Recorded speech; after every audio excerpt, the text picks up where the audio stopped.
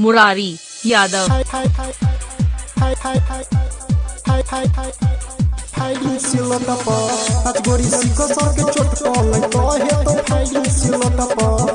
अहाँ सब सुन रहल छी मदनेसर स्थान मदना से दुल्हन म्यूजिक की शानदार प्रस्तुति। मुरारी यादव।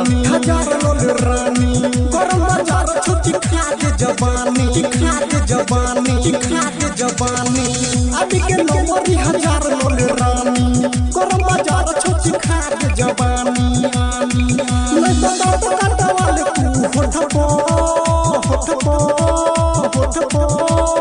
नाच गोरी सीको सर के चोट पड़े तो हे तो फाइटिंग सिलटपो नाच गोरी सीको सर के चोट पड़े तो हे तो फाइटिंग सिलटपो अभी के नौकरी हजार लोल मुरारी यादव। बाजार छोटी खाद जवानी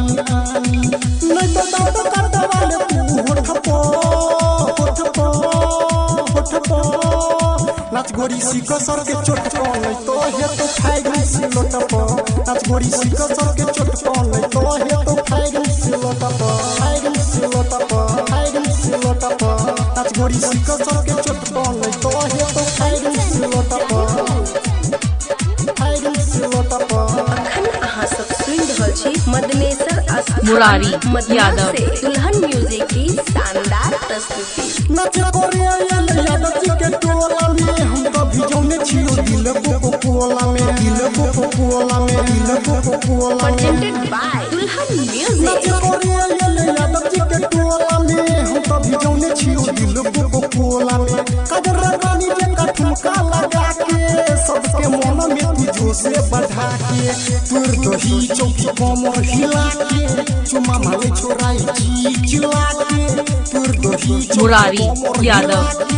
चुमा माले छोराई जी चिल्ला के मोहर मारे सपोर्ट पो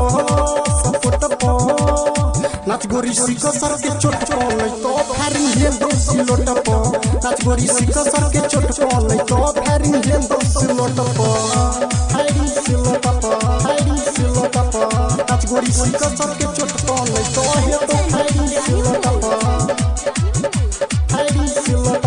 अखन अहाँ सब सुन रहल छी मदनेसर स्थान मुरारी यादव। मदना से दुल्हन म्यूजिक की शानदार प्रस्तुति। कचरेर छौरस घर समय संजना के पाछू करा देलवा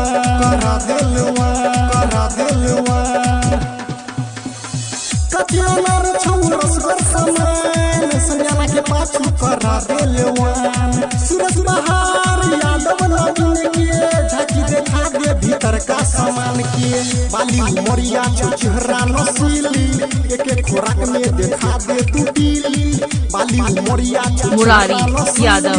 एक खोराक में देखा दे तू पीली चलो लूट जो तू पैसा के नोट पो